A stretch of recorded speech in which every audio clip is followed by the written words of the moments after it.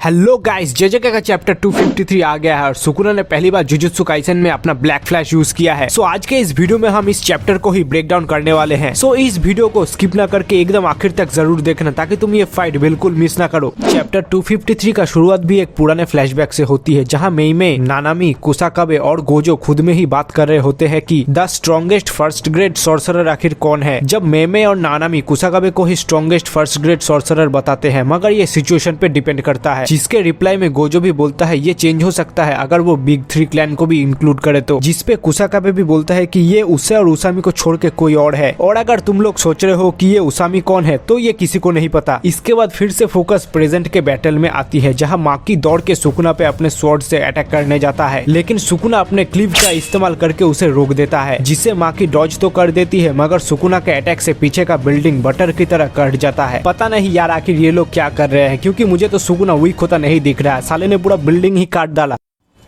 साला ये दुख का खत्म नहीं होता बे।